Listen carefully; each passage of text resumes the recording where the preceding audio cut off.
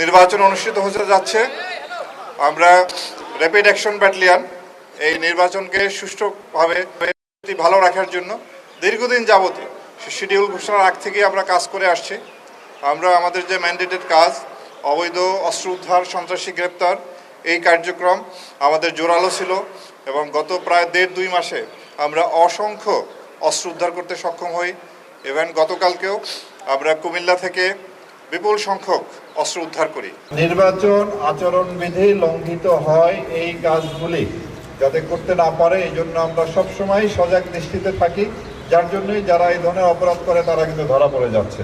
আজকে এখন থেকে নির্বাচনের আগ পর্যন্ত আমরা সর্বোচ্চ সতর্ক অবস্থায় থাকব এবং আমরা আশাবাদী যে এই ধরনের আচরণবিধি লঙ্ঘনের ঘটনাগুলি যাতে ঘটতে না পারে সেই জন্য আইনশৃঙ্খলা রক্ষাকারী বাহিনী, আপনার এক্সিকিউটিভ ম্যাজিস্ট্রেট, জুডিশিয়াল ম্যাজিস্ট্রেট সবাই মাঠে কাজ করছে এবং ইনশাল্লাহ আমরা বাকি সময়টাও সুন্দরভাবে সম্পর্ক কাটাতে পারবো। সম্মিলিতভাবে কাজ করতেছি। আমাদের র্যাবের যে সংখ্যা তা দিয়ে আপনার এই প্রায় আমাদের কত ভোট কেন্দ্রের যে সংখ্যা, এতগুলো সংখ্যা কোনোভাবেই কাভার করা যায় না। আমরা সবগুলি বাহিনী সমন্বিতভাবে এবং আমাদের মধ্যে একটা চমৎকার সমন্বয় আছে, সেইভাবে কাজ করতেছি।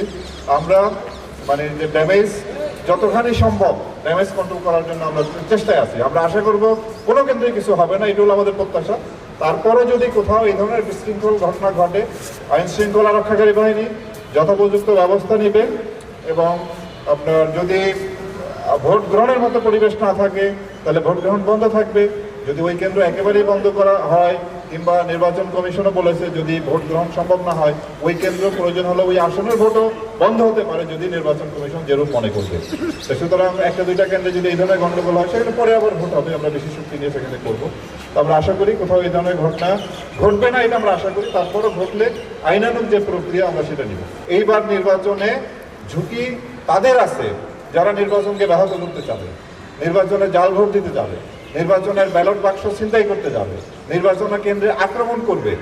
এদেরকে বোধহয় প্রচণ্ড ঝুঁকির মধ্যে এবার করতে হবে এবং নির্বাচনের ফলাফল যদি মেনে না নিয়ে তারা যদি নাশকতা বিশৃঙ্খলা তৈরির চেষ্টা করে আমরা সর্বোচ্চ কঠোর ব্যবস্থা গ্রহণ করব। এখানে আমরা কোনো রকম হেজিটেট করব না, সর্বোচ্চ কঠোর ব্যবস্থা গ্রহণ করব। যদি ঝুঁকি যদি কারো থাকে, যারা আইন ভঙ্গ করবে, আইন অমান্য করবে, আইন বিরোধী কাজ করবে, ঝুঁকিটা তাদের।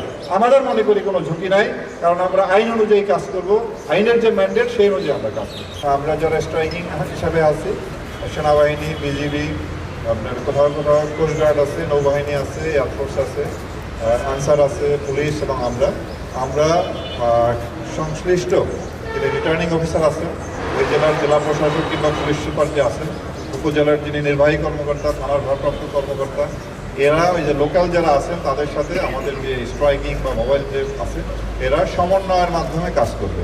সুতরাং ওই অর্থে একেবারে ঝুঁকিপূর্ণ বলতে আপনি যেটা বোঝাচ্ছেন সেই রকম আমরা আশঙ্কা করি না। আমরা আশা করি আমাদের যে পরিমাণ জনবল, সর্বাধিক পরিমাণ আইন শৃঙ্খলা রক্ষাকারী বাহিনী এবার মোতায়েন আছে। তো প্রযুক্তিগত যে সক্ষমতা এটা অন্যান্য বারের চেয়ে সবচেয়ে বেশি। আমাদের আপনার অলমোস্ট প্রতিটা কেন্দ্রে সিসিটিভি আছে, পুলিশের প্রায় 25,700-র মতো বডি ক্যাম আছে, এছাড়া ড্রোন আছে, আমাদের র্যাবের dog squad, bomb disposal team, helicopter এগুলিও আছে। এরপরে আপনার যত ধরনের প্রযুক্তিগত যে সক্ষমতা এটা অন্যান্য বারের চেয়ে বেশি। সুতরাং আমরা মনে করি এবং আমি প্রথমে বলেছি আমরা যতটুকু প্রত্যাশা ভালো নির্বাচন প্রত্যাশা করছি তার চেয়ে ভালো ছাড়া খারাপ হবে, তার চেয়ে একটু ভালো হবে, এটা আমার আশা।